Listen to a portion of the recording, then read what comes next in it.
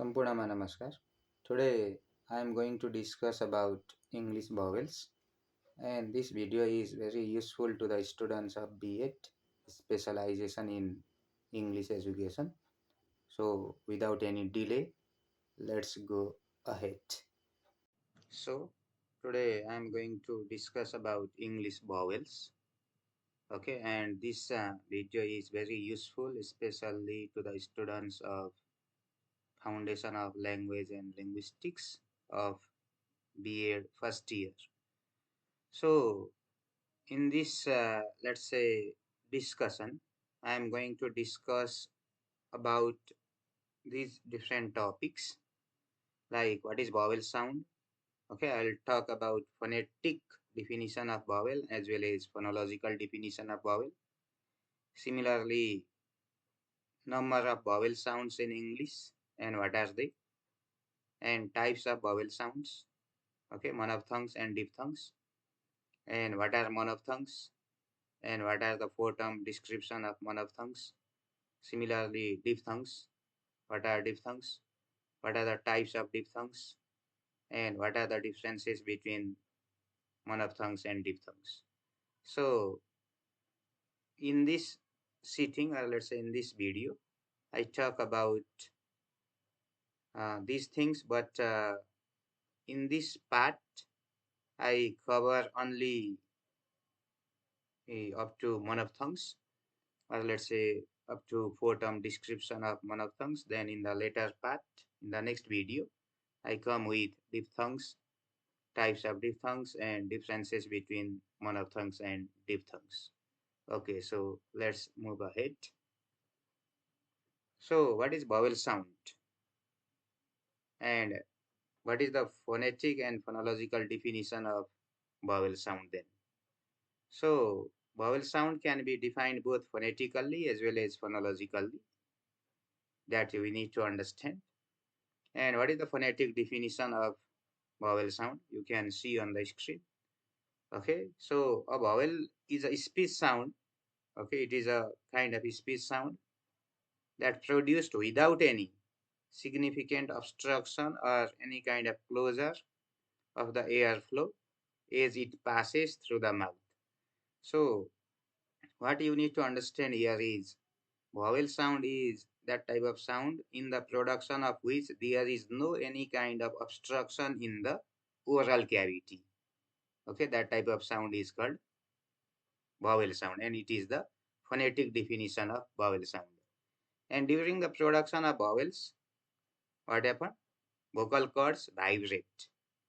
Okay, they vibrate, making them voiced sounds. That's why in the production of vowel sounds, okay, there is no obstruction in the oral cavity, but there is obstruction in the vocal cords. That's why while producing the vowel sounds in the vocal cords, there is a kind of vibration. That's why all vowel sounds are voiced in English. Okay, that we know. We have talking about the consonants. We have 9, let's say, voiceless and 15 voiced. And talking about the vowels, all 20 vowels, they are voiced. Why? Because in the production of them, there is a kind of vibration in the vocal cords. But they produce without any obstruction in the oral cavity. This is the phonetic definition of vowel sounds.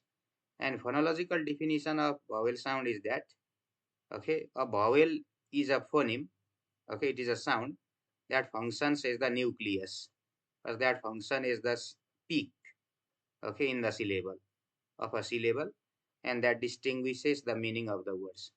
Means phonologically, vowel is a sound that plays the role of nucleus in the syllable. Okay, it means without vowel we cannot make syllable in English language. So phonetically, vowel is a sound that is produced without any obstruction in the oral cavity, but obstruction in the vocal cords, which makes the sound voiced. And phonologically, vowel is a sound that plays the role of nucleus, or that plays the role of center or peak in a syllable. Okay. And how many vowel sounds are there in English language? Okay, we all know that there are 20 vowel sounds in English. And what are they? These are the 20 vowel sounds. E, E, A, O, U, A, A, A. These are monophthongs, 12 monophthongs. Then A, I, O, Au, Au, Ia, Ea, Ua. These are 8 diphthongs. So altogether we have 20 vowel sounds in English language. And types of vowel sounds. Okay, there are two types of vowel sounds. They are monophthongs and diphthongs. Okay, and monophthongs, what type of sound is called monophthongs then? So a monophthong is a pure vowel. Okay, monophthong is also called pure vowel sound produced without any kind of noticeable change in tongue or lip position during articulation. Okay, no any kind of noticeable change in a tongue or let's say the lip position, especially during articulation. Okay, they are monophthongs. And how many monophthongs are there? 12 monophthongs are there in English. Okay, and these are the 12 monophthongs. What are they? E, E, A, O, O, A. These are the 12 monophthongs in English. Okay. Then classification of English vowels in terms of tongue position. Okay, classification of these 12 monophthongs in terms of position of the tongue. So you can see this vowel trapezium. Okay, this picture, this diagram is called vowel trapezium. Okay, sometimes you might be asked to draw a vowel trapezium. Okay, at that time we have to draw in this way. So in terms of tongue position, that is height of the tongue and parts of the tongue. English vowels are classified into following different types. Okay, so one is in terms of height of the tongue. Okay, you can see this vertical axis where it is mentioned high, mid, medial, and low. This is called what? Height of the tongue. And you can see, okay, the horizontal axis, that is front, central, and back. That refers to the part of the tongue. So in terms of the height of the tongue, vowels, let's say monophthongs, 12 monophthongs, they are classified into three types. What are they? I, that is also called closed vowels. And under I, how many vowels are there? Four vowels.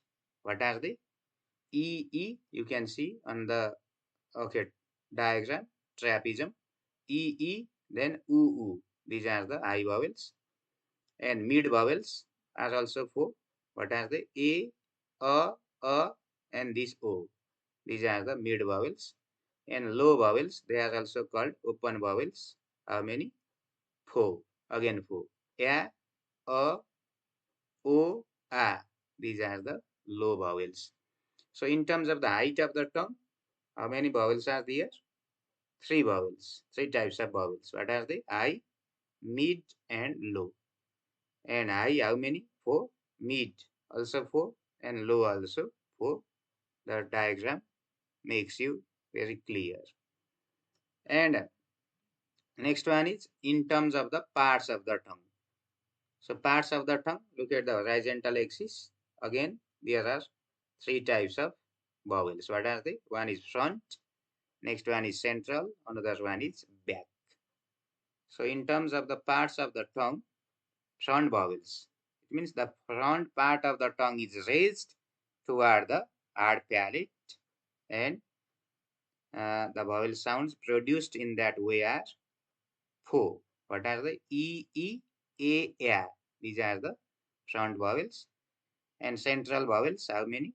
The central part of the tongue is raised toward the center of the mouth. Okay, in the production of central vowels, and there are three central vowels. What are they? A. Okay, these three they are what? Central vowels. And back vowels, they are five in numbers.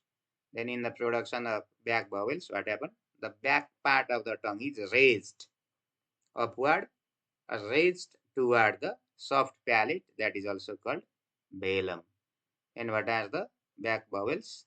U, U, O, O, A. These are the back vowels. Okay. Similarly, classification of English vowels means monophthongs in terms of lips position. So in terms of the lip position, there are two types of vowels. What are they? One is rounded, next one is unrounded. So rounded means rounded vowels are those in the production of which the lip orifice is rounded. Okay, the surface of the lip is rounded. And how many rounded vowels are there in English? Four. What are they? U, U, O, O. When you pronounce these four vowels, the you can see lip orifice, okay, in the round form. And unrounded vowels are those vowels which are produced without rounding position of the lips. And even unrounded are also of two types. What are they? One is spread and next one is neutral. So spread means lips is spread in the production of uh, spread vowels, and in the production of neutral vowels, the position of the lip is neutral. Okay, in the neutral state. So spread while saying e, okay, the lips spread e, a, yeah. These four are the spread, and neutral a, a, a, a. These are neutral vowels. So according to the lip position, monophthongs or English vowels are classified into two types, rounded and unrounded. And rounded are four, u, u, o, o. Then unrounded are how many? Eight. And even unrounded are also of two types, spread and neutral. Okay. So next one is classification of English vowel in terms of length. So in terms of length, they are long and short vowels. So long vowels are produced with a relatively longer duration than short vowels. And long vowels are marked with the symbol colon. Okay, so those vowels which are marked with the symbol of colon, they are long vowels, and those vowels without that mark of colon, they are what? Short vowels. And how many long vowels are there in English? E, A, A, O, U. These five are the long vowels and seven are the short vowels. What are the? E, A, O, U, A. So it is easy to identify whether the vowel is long or short. If they are with colon, they are long. If they are without colon, they are short vowels. And short vowels are produced with a shorter duration, okay, in comparison to the longer vowels, and they do not have the length mask, means that colon mask. Okay, so these are the four terms description of English monophthongs, or let's say English vowels. Now you can see this, okay, table. Okay, it is very important. Sometimes you might be asked to prepare a four-term description of English vowel. At that time, you have to write vowel, then height of the tongue, parts of the tongue in the next column, lip position is another column, and length is another column. So E, vowel E with that colon mark. So according to height of the tongue, what is it? It is I. According to part of the tongue, it is what? Front. According to lip position, it is unrounded. And even in unrounded, it is spread. And according to length, it is long. So in the same way, here is a description of 12 vowel sounds. Okay. For example, last one you can see A. A is what? According to height of the tongue, it is low. According to part of the tongue, it is what? Back. And according to lip position, it is also unrounded, but it is neutral. And according to length, it is long because it has come with that colon mark, length mark. So this is very important to you, okay, which you need to keep in your mind. Okay, this table you have to keep in the mind. Sometimes maybe asked in the examination. Okay, so yes, this is up to what bottom description of monophthongs. So this much for today, and in the next video, I come with diphthongs and differences between what monophthongs and diphthongs. Okay, thank you all for watching.